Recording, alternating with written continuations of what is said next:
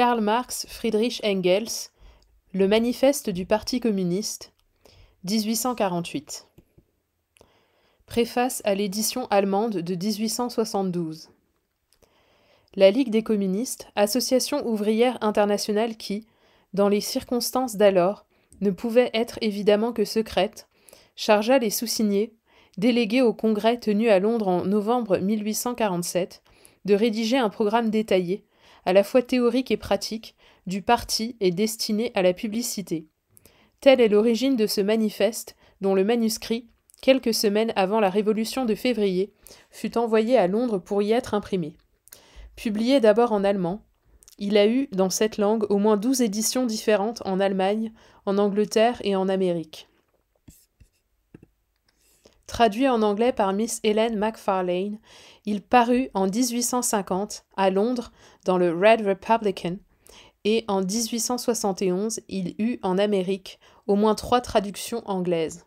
Il parut une première fois en français à Paris peu de temps avant l'insurrection de juin 1848 et récemment dans Le Socialiste de New York. Une traduction nouvelle est en préparation. On en fit une édition en polonais à Londres peu de temps après la première édition allemande. Il apparut en russe à Genève après 1860. Il a été également traduit en danois peu après sa publication. Bien que les circonstances aient beaucoup changé au cours des 25 dernières années, les principes généraux exposés dans ce manifeste conservent dans leurs grandes lignes, aujourd'hui encore, toute leur exactitude. Il faudrait revoir, çà et là, quelques détails. Le manifeste explique lui-même que l'application des principes dépendra partout et toujours des circonstances historiques données et que, par suite, il ne faut pas attribuer trop d'importance aux mesures révolutionnaires énumérées à la fin du chapitre 2. Ce passage serait, à bien des égards, rédigé tout autrement aujourd'hui. Étant donné les progrès immenses de la grande industrie dans les 25 dernières années et les progrès parallèles qu'a accomplis dans son organisation en partie la classe ouvrière, étant donné les expériences d'abord de la Révolution de février, ensuite et surtout de la Commune de Paris, qui, pendant 2 mois, mit pour la première fois aux mains du prolétariat le pouvoir politique, ce programme est aujourd'hui vieilli sur certains points. La Commune, notamment, a démontré que la classe ouvrière ne peut pas se contenter de prendre telle quelle la machine de l'État et de la faire fonctionner pour son propre compte. Voir Der Bürgerkrieg in Frankreich, Adresse des Generalrats der Internationalen Arbeiterassoziation, édition allemande, Seite 19, page 19, où cette idée est plus longuement développée. En outre, il est évident que la critique de la littérature socialiste présente une lacune pour la période actuelle, puisqu'elle s'arrête à 1847. Et de même, si les remarques sur la position des communistes à l'égard des différents partis d'opposition, chapitre 4, sont exactes aujourd'hui encore dans leurs principes, elles sont vieillies dans leur application parce que la situation politique s'est modifiée du tout au tout et que l'évolution historique a fait disparaître la plupart des partis qui y sont énumérés. Cependant, le manifeste est un document historique que nous ne nous attribuons plus le droit de modifier. Une édition ultérieure sera peut-être précédée d'une introduction qui comblera la lacune entre 1847 et nos jours.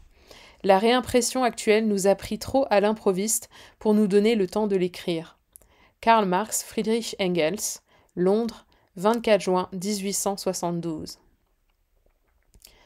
Préface à l'édition russe de 1882. La première édition russe du manifeste du Parti communiste, traduit par Bakounine, parut peu après 1860 à l'imprimerie du Kolokol.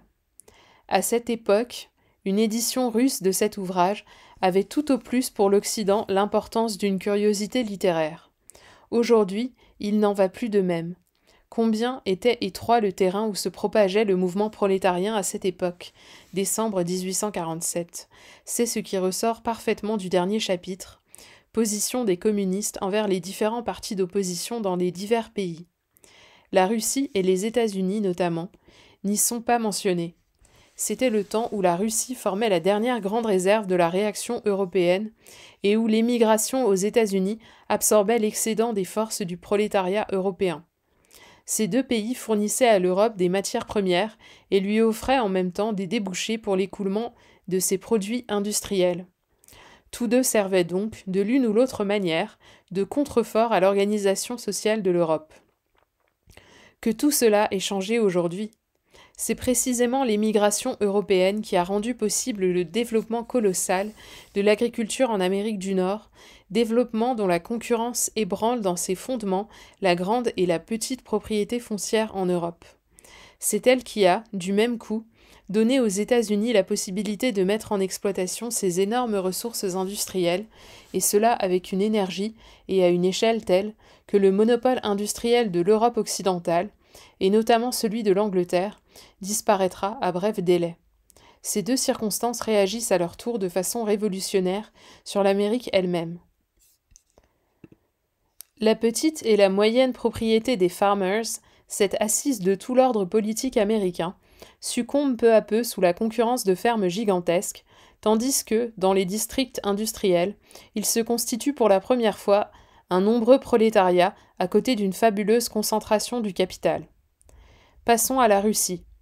Au moment de la révolution de 1848-1849, les monarques d'Europe, tout comme la bourgeoisie d'Europe, voyaient dans l'intervention russe le seul moyen de les sauver du prolétariat qui commençait tout juste à prendre conscience de sa force. Le tsar fut proclamé chef de la réaction européenne. Aujourd'hui, il est, à Gatchina, le prisonnier de guerre de la Révolution, et la Russie est à l'avant-garde du mouvement révolutionnaire de l'Europe. Le manifeste communiste avait pour tâche de proclamer la disparition inévitable et prochaine de la propriété bourgeoise. Mais en Russie, à côté de la spéculation capitaliste qui se développe fiévreusement et de la propriété foncière bourgeoise en voie de formation, plus de la moitié du sol est la propriété commune des paysans.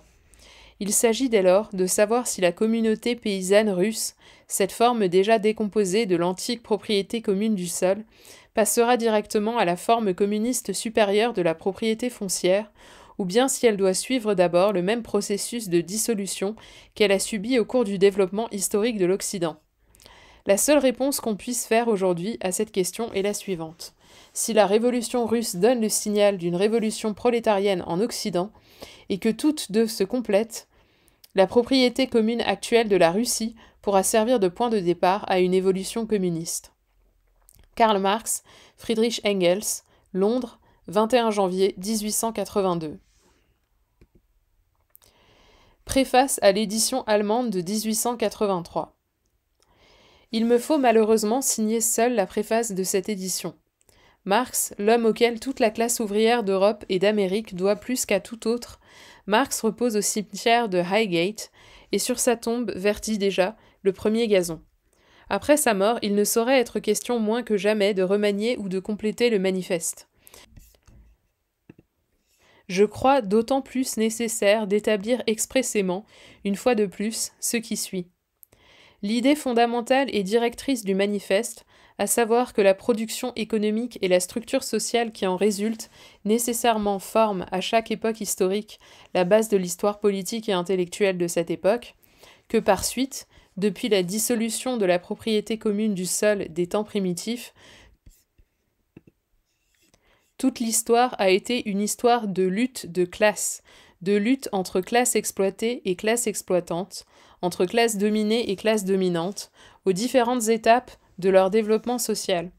Mais que cette lutte a actuellement atteint une étape où la classe exploitée et opprimée, le prolétariat, ne peut plus se libérer de la classe qui l'exploite et l'opprime, la bourgeoisie, sans libérer en même temps et à tout jamais la société entière de l'exploitation, de l'oppression et des luttes de classe.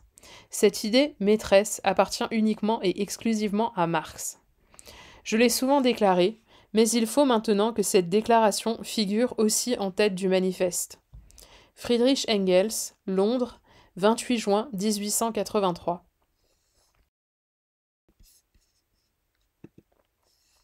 Préface à l'édition anglaise de 1888.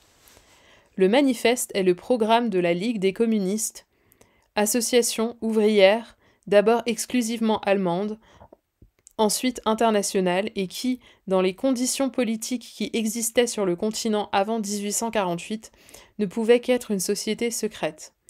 Au congrès de la Ligue qui s'est tenu à Londres, en novembre 1847, Marx et Engels se voient confier la tâche de rédiger, aux fins de publication, un ample programme théorique et pratique du parti. Travail achevé en janvier 1848 et dont le manuscrit allemand fut envoyé à Londres pour y être imprimé, à quelques semaines de la Révolution française du 24 février. La traduction française vit le jour à Paris, dès avant l'insurrection de juin 1848. La première traduction anglaise, due à Miss Helen Macfarlane, parue dans le Red Republican de George Julian Harney, Londres 1850. Ont paru également les éditions danoises et polonaises. La défaite de l'insurrection parisienne de juin 1848, la première grande bataille entre prolétariat et bourgeoisie, devait, de nouveau, pour une certaine période, refouler à l'arrière-plan les revendications sociales et politiques de la classe ouvrière européenne. Depuis lors, seuls les divers groupes de la classe possédante s'affrontaient de nouveau dans la lutte pour la domination, tout comme avant la Révolution de février.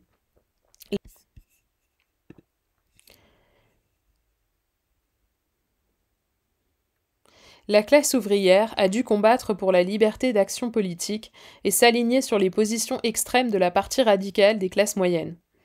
Tout mouvement prolétarien autonome, pour peu qu'il continuât à donner signe de vie, était écrasé sans merci. Ainsi, la police prussienne réussit à dépister le comité central de la Ligue des communistes, qui résidait alors à Cologne. Ses membres furent arrêtés et, après 18 mois de détention, déférés en jugement en octobre 1852. Ce fameux procès des communistes à Cologne dura du 4 octobre au 12 novembre. 7 personnes parmi les prévenus furent condamnées à des peines allant de 3 à 6 ans de forteresse. Immédiatement après le verdict, la Ligue fut officiellement dissoute par les membres demeurés en liberté. Pour ce qui est du manifeste, on l'eût cru depuis lors voué à l'oubli. Lorsque la classe ouvrière d'Europe eut repris suffisamment de force pour un nouvel assaut contre les classes dominantes, naquit l'Association internationale des travailleurs. Cependant, cette association, qui s'était constituée dans un but précis, fondre en un tout les forces combatives du prolétariat d'Europe et d'Amérique, ne pouvait proclamer d'emblée les principes posés dans le manifeste. Le programme de l'Internationale devait être assez vaste pour qu'il fût accepté et par les trade unions anglais et par les adeptes de Proudhon en France, Belgique, Italie et Espagne, et par les Lassalliens en Allemagne. Marx, qui rédigea ce programme de façon à donner satisfaction à tous ses partis, s'en remettait totalement au développement intellectuel de la classe ouvrière, qui devait être à coup sûr le fruit de l'action et de la discussion commune. Par eux-mêmes, les événements et les péripéties de la lutte contre le capital, les défaites plus encore que le succès, ne pouvaient manquer de faire sentir aux ouvriers l'insuffisance de toute leur panacée et les amener à comprendre à fond les conditions véritables de leur émancipation. Et Marx avait raison. Quand, en 1874, l'Internationale cessa d'exister, les ouvriers n'étaient plus du tout les mêmes que lors de sa fondation en 1864.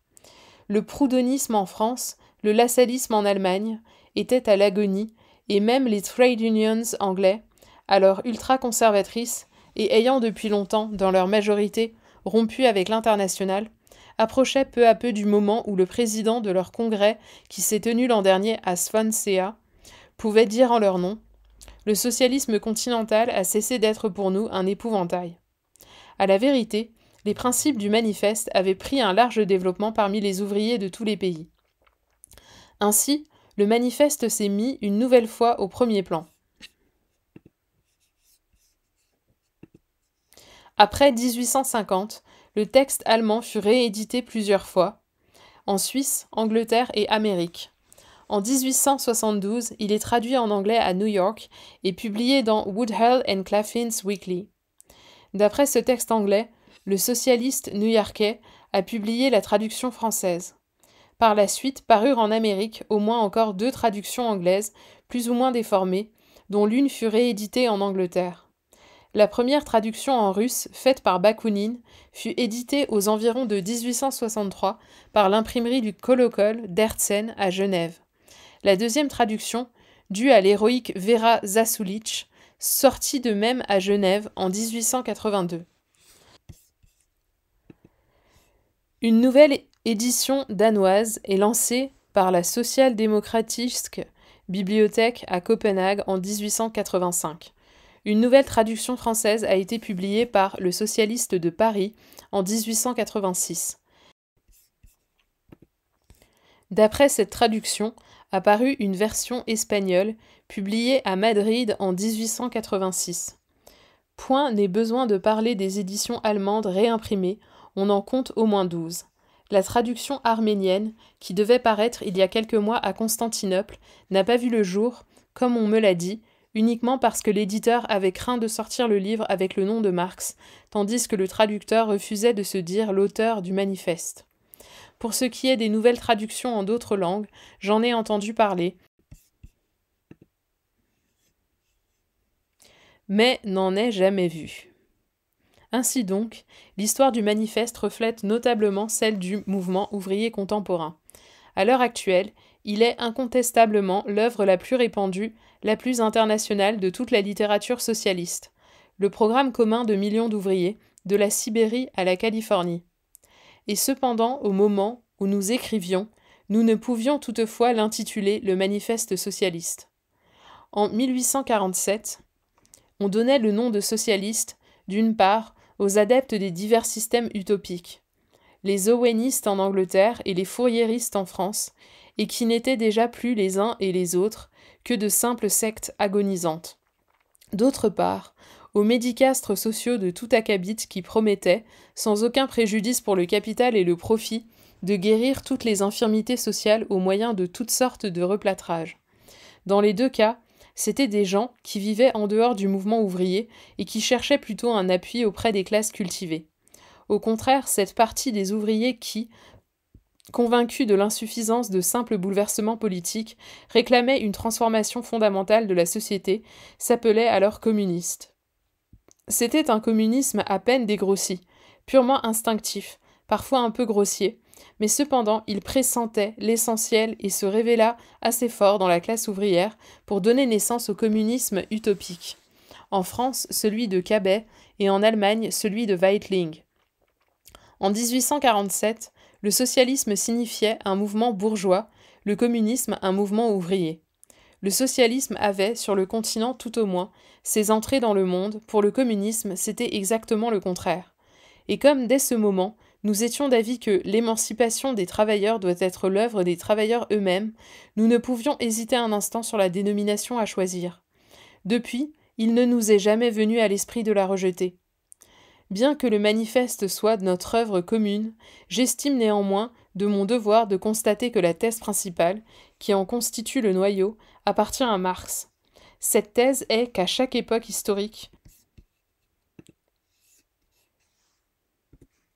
le mode prédominant de la production économique et de l'échange et la structure sociale qu'il conditionne forment la base sur laquelle repose l'histoire politique de la dite époque et l'histoire de son développement intellectuel, base à partir de laquelle seulement elle peut être expliquée.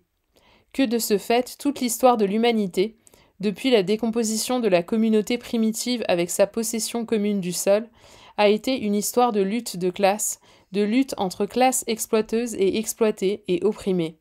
Que l'histoire de cette lutte de classe atteint à l'heure actuelle, dans son développement, une étape où la classe exploitée et opprimée, le prolétariat, ne peut plus s'affranchir du joug de la classe qui l'exploite et l'opprime, la bourgeoisie,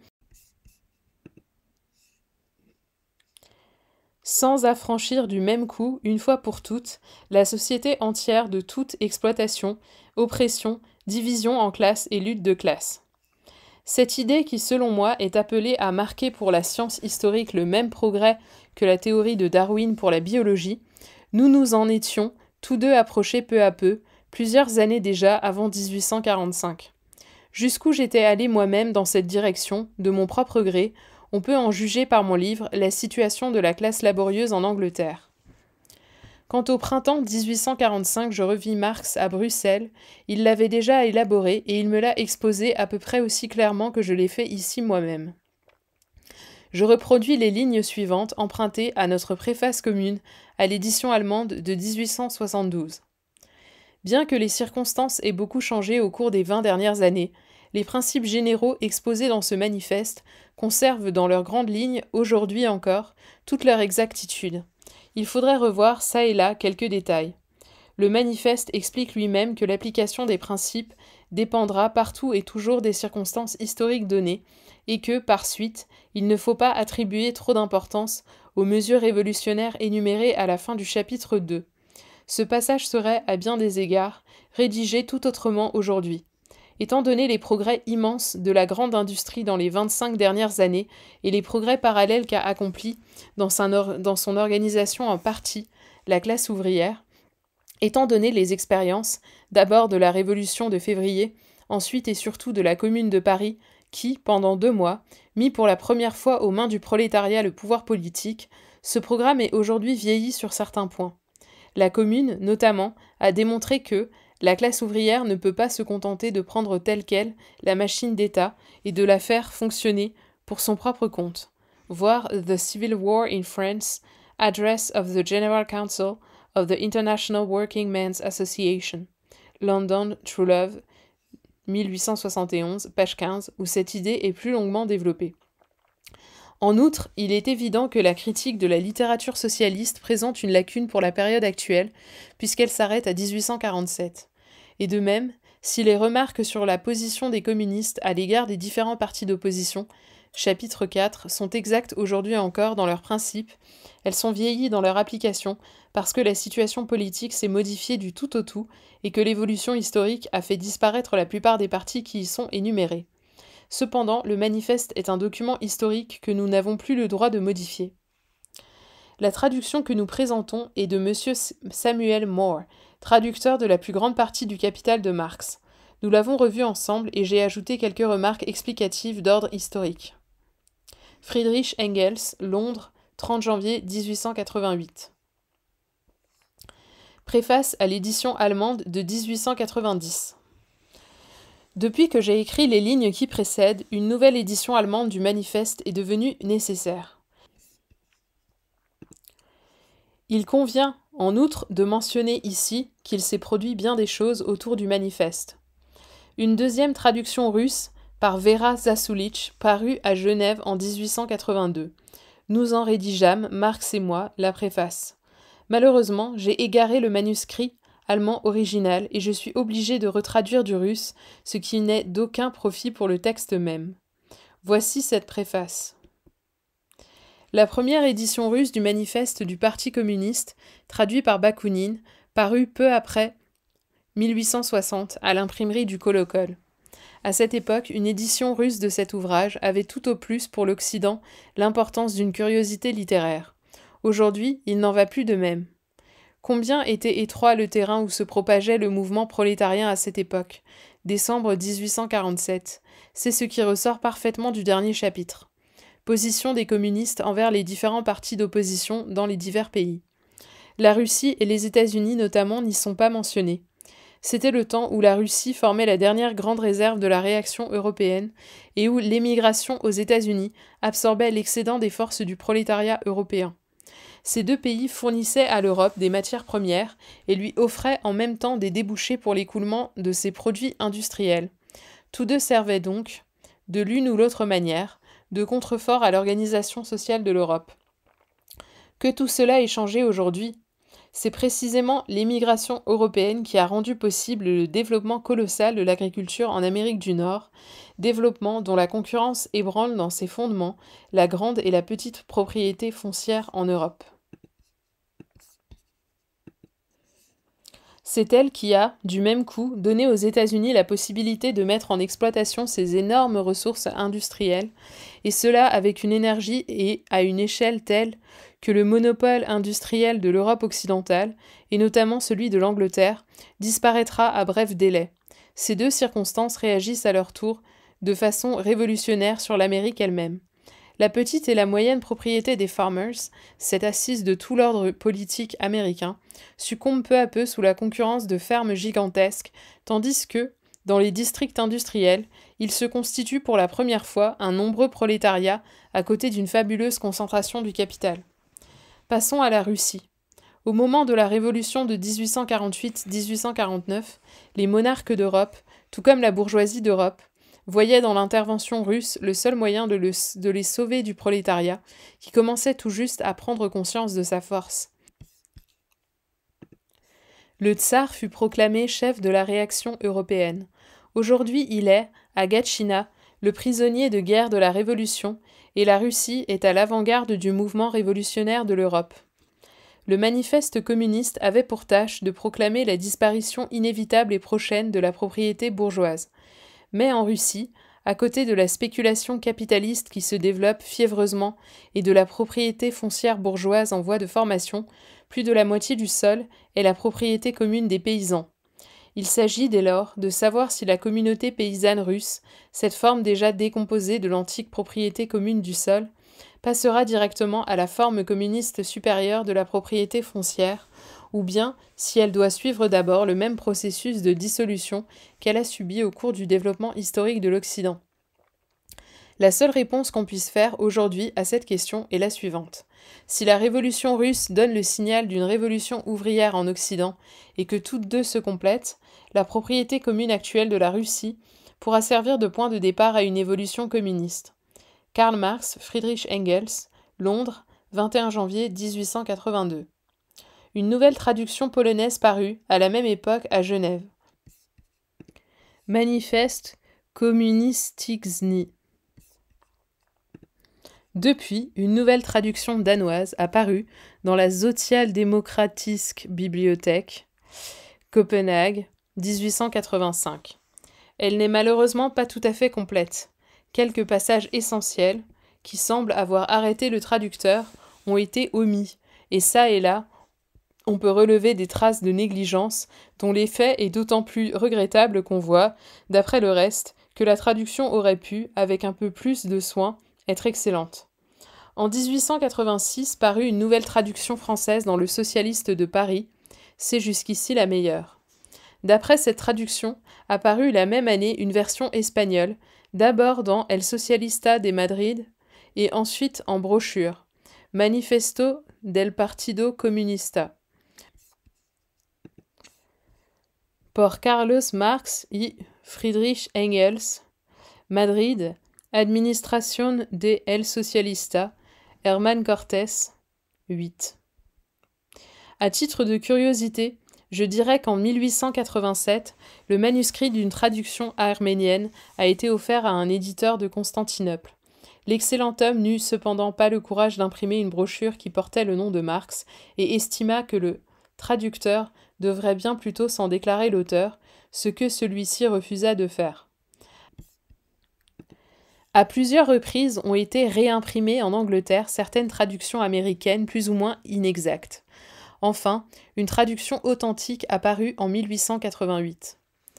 Elle est due à mon ami Samuel Moore, et nous l'avons revue ensemble avant l'impression. Elle a pour titre Manifesto of the Communist Party by Karl Marx and Friedrich Engels, authorized English translation, edited and annotated by Friedrich Engels, 1888. London, William Reeves, 185 Fleet Street, ici. J'ai repris dans la présente édition quelques-unes des notes de cette traduction anglaise. Le manifeste a eu sa destinée propre, salué avec enthousiasme, au moment de son apparition, par l'avant-garde peu nombreuse encore du socialisme scientifique, comme le prouvent les traductions signalées dans la première préface. Il fut bientôt refoulé à l'arrière-plan par la réaction qui suivit la défaite des ouvriers parisiens en juin 1848, et enfin il fut proscrit de par la loi, avec la condamnation des communistes de Cologne en novembre 1852. Avec le mouvement ouvrier datant de la Révolution de février, le manifeste aussi disparaissait de la scène publique. Lorsque la classe ouvrière européenne eut repris suffisamment de force pour un nouvel assaut contre la puissance des classes dominantes, naquit l'Association internationale des travailleurs. Elle avait pour but de fondre en une immense armée unique toute la classe ouvrière d'Europe et d'Amérique capable d'entrer dans la lutte. Elle ne pouvait donc partir directement des principes posés dans le manifeste. Il lui fallait un programme qui ne fermât pas la porte aux trade unions anglais, aux proudhoniens français, belges, italiens et espagnols, ni aux lassaliens allemands. Ce programme, le préambule des statuts de l'Internationale, fut rédigé par Marx avec une maîtrise à laquelle Bakounine et les anarchistes eux-mêmes ont rendu hommage. Pour la victoire définitive des propositions énoncées dans le manifeste, Marx s'en remettait uniquement au développement intellectuel de la classe ouvrière, qui devait résulter de l'action et de la discussion commune.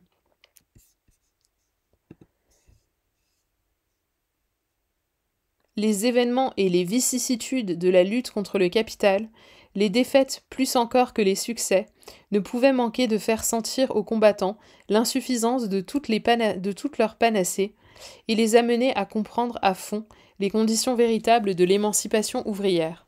Et Marx avait raison. La classe ouvrière de 1874, après la dissolution de l'Internationale, était tout autre que celle de 1864 au moment de sa fondation. Le proudhonisme des pays latins et le lassallisme proprement dit en Allemagne étaient à l'agonie, et même les traits d'union anglaises, alors ultra-conservatrices, approchaient peu à peu du moment où, en 1887, le président de leur congrès à Swansea pouvait dire en leur nom « Le socialisme continental a cessé d'être pour nous un épouvantail ». Mais dès 1887, le socialisme continental s'identifiait presque entièrement avec la théorie formulée dans le manifeste. Et ainsi, l'histoire du manifeste reflète jusqu'à un certain point l'histoire du mouvement ouvrier moderne depuis 1848. À l'heure actuelle, il est incontestablement l'œuvre la plus répandue, la plus internationale de toute la littérature socialiste, le programme commun de millions d'ouvriers de tous les pays, de la Sibérie à la Californie. Et cependant, lorsqu'il parut, nous n'aurions pu l'intituler Manifeste socialiste. En 1847, on comprenait sous ce nom de socialiste deux sortes de gens.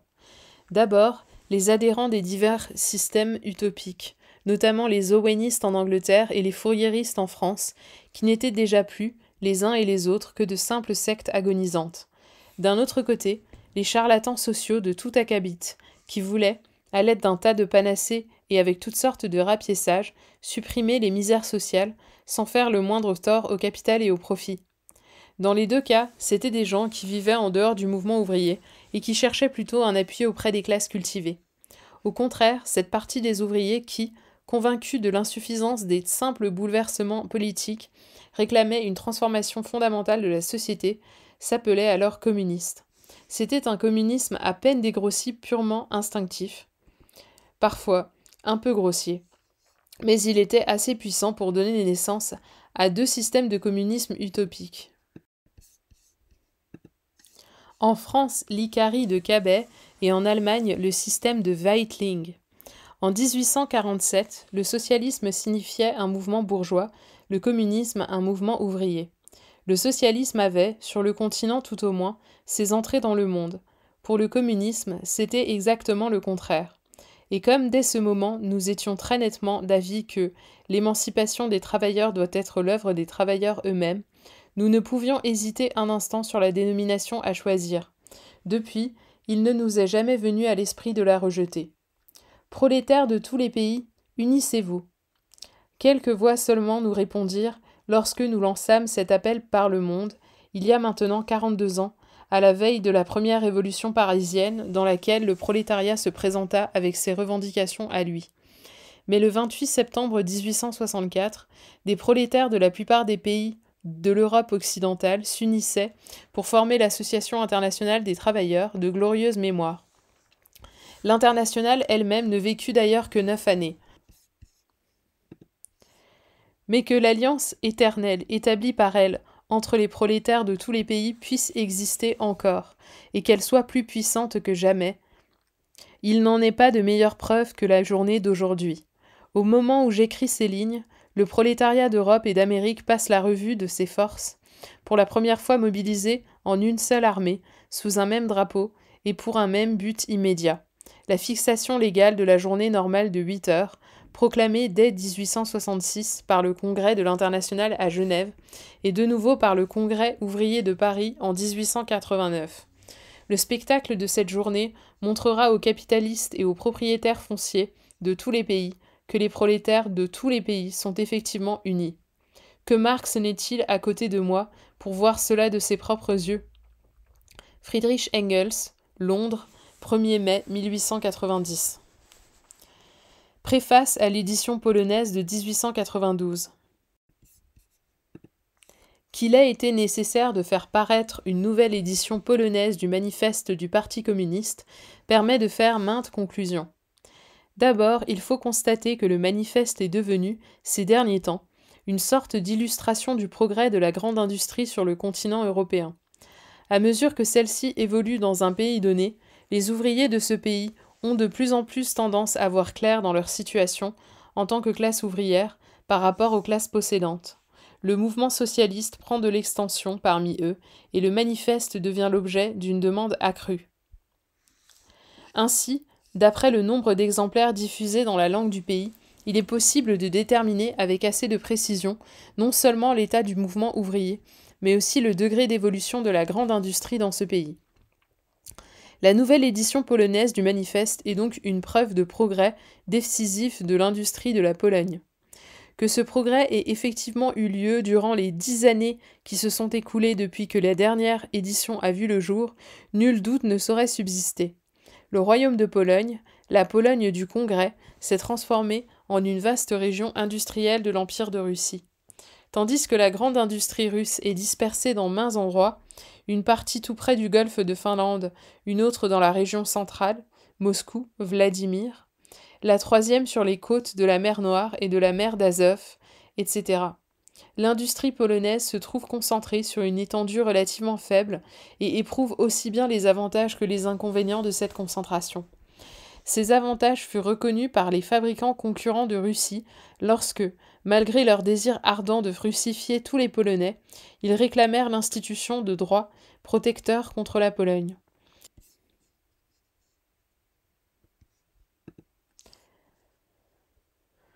Quant aux inconvénients, pour les fabricants polonais comme pour le gouvernement russe, ils se traduisent par une rapide diffusion des idées socialistes parmi les ouvriers polonais et par une demande accrue pour le manifeste.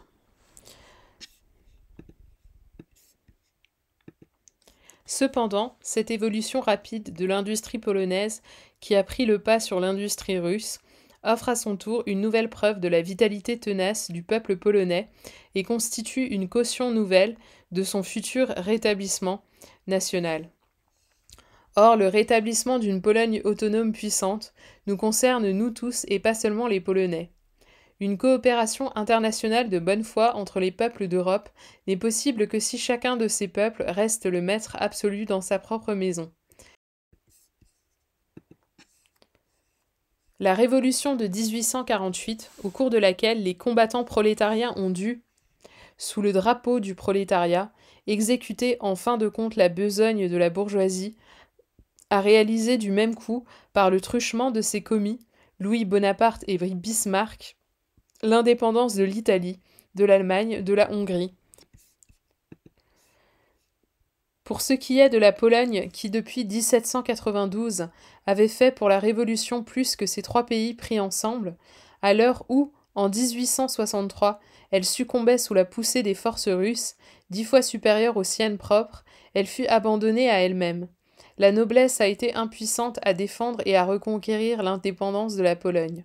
La bourgeoisie se désintéresse actuellement, pour ne pas dire plus, de cette indépendance. Néanmoins, pour la coopération harmonieuse des nations européennes, elle s'impose impérieusement. Seul peut conquérir cette indépendance le jeune prolétariat polonais, qui en est même le garant le plus sûr. Car pour les ouvriers du reste de l'Europe, cette indépendance est aussi nécessaire que pour les ouvriers polonais eux-mêmes. Friedrich Engels, Londres, 10 février 1892. Préface à l'édition italienne de 1893. Aux lecteurs italiens. La publication du manifeste du Parti communiste a presque exactement coïncidé avec la date du 18 mars 1848, avec les révolutions de Milan et de Berlin, soulèvements armés de deux nations, dont l'une est située au centre du continent européen, l'autre au centre des pays méditerranéens. Deux nations affaiblies jusque-là par leur morcellement et les dissensions internes, ce qui les fit tomber sous la domination étrangère. Tandis que l'Italie était soumise à l'empereur d'Autriche, l'Allemagne n'en subissait pas moins le joug, tout aussi sensible encore que moins direct, du tsar de toutes les Russies. Les conséquences des événements du 18 mars 1848 délivrèrent l'Italie et l'Allemagne de cette infamie. Si, de 1848 à 1871, ces deux grandes nations furent rétablies et purent recouvrer, de l'une ou de l'autre façon, leur indépendance, cela tient, selon Marx, au fait que ceux-là même qui avaient écrasé la révolution de 1848 étaient devenus, bien malgré eux, ses commis. Partout cette révolution fut l'œuvre de la classe ouvrière. C'est elle qui dressa les barricades et offrit sa vie en sacrifice. Cependant, seuls les ouvriers parisiens, en renversant le gouvernement, étaient tout à fait décidés à renverser aussi le régime bourgeois. Mais, bien qu'ils fussent conscients de l'antagonisme inéluctable entre leur propre classe et la bourgeoisie, ni le progrès économique du pays, ni la formation intellectuelle de la masse des ouvriers français n'avaient pas encore atteint le niveau qui eût pu favoriser la transformation sociale. C'est bien pourquoi les fruits de la Révolution devaient revenir en fin de compte à la classe capitaliste. Dans les autres pays, Italie, Allemagne, Autriche, les ouvriers, dès le début, ne firent qu'aider la bourgeoisie à accéder au pouvoir, mais il n'est pas un seul pays où la domination de la bourgeoisie soit possible sans l'indépendance nationale. Aussi, la Révolution de 1848 devait-elle déboucher sur l'unité et l'indépendance des nations qui en étaient privées jusque-là, l'Italie, l'Allemagne, la Hongrie. Maintenant, c'est le tour de la Pologne. Ainsi, si la révolution de 1848 n'était pas une révolution socialiste, elle a du moins déblayé la route, préparé le terrain pour cette dernière. Le régime bourgeois, qui a suscité dans tous les pays l'essor de la grande industrie, a du même coup créé partout, durant ces derniers 45 ans, un prolétariat nombreux, bien cimenté et fort. Il a engendré ainsi, comme le dit le manifeste, ses propres fossoyeurs. Sans le rétablissement de l'indépendance et de l'unité de chaque nation prise à part, il est impossible de réaliser, sur le plan international, ni l'union du prolétariat, ni la coopération pacifique et consciente de ces nations en vue d'atteindre les buts communs. Essayez de vous représenter une action commune internationale des ouvriers italiens, hongrois, allemands, polonais et russes dans le cadre des conditions d'avant 1848. Donc, les combats de 1848 n'ont pas été vains. De même, les 45 années qui nous séparent de cette période révolutionnaire. Ces fruits commencent à mûrir, et je voudrais seulement que la parution de cette traduction italienne fût bon signe, signe avant-coureur, de la victoire du prolétariat italien, de même que la parution de l'original a été le précurseur de la Révolution internationale. Le manifeste rend pleine justice au rôle révolutionnaire que le capitalisme a joué dans le passé. L'Italie fut la première nation capitaliste. La fin du Moyen-Âge féodal, le début de l'ère capitaliste moderne trouvent leur expression dans une figure colossale. C'est l'Italien Dante, le dernier poète du Moyen-Âge et en même temps le premier poète des temps nouveaux. Maintenant, comme en 1300, s'ouvre une ère historique nouvelle.